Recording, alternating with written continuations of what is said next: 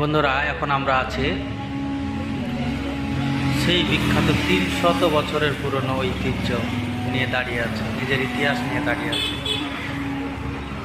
মুর্শিদ আল্লাহ প্রথম নবাব মুর্শিদ কুলি খান নাম অনুসরণ করে যে মুর্শিদাবাদের নাম করা হয় মুর্শিদাবাদ, তার সেই নিদর্শনের সামনে দাঁড়িয়ে আছি। কাটরা মসজিদ অনেক অনেক ইতিহাস, 300 বছরের সেই ছোট ছোট যেটাকে আমরা বাংলা ইট বলি। এই দেখেন বাংলা ইটের সেই তৈরি ছোট ছোট ইতিহাস, অনেক অনেক ইতিহাস।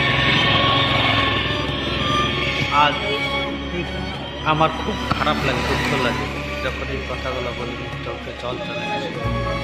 কারণ আমাদের তো সোনালি দিন ছিল বলে, এটাই তো ছিল সেই লালবাগ, সেই মুর্শিদাবাদ, বাংলা বিহার উড়িষ্যার রাজধানী। আর যদি সেটা থাকতো, আমরা কখনো সোনালি দিনে রাজধানী থাকতো না। ধন্যবাদ বন্ধুরা, আজ তো নেই, অনেক পরিশ্রম করতে হতো, কিন্তু সোনালি দিনটা থাকতো।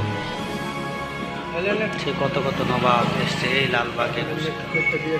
ধন্যবাদ বন্ধুরা, ভালো থাকবে।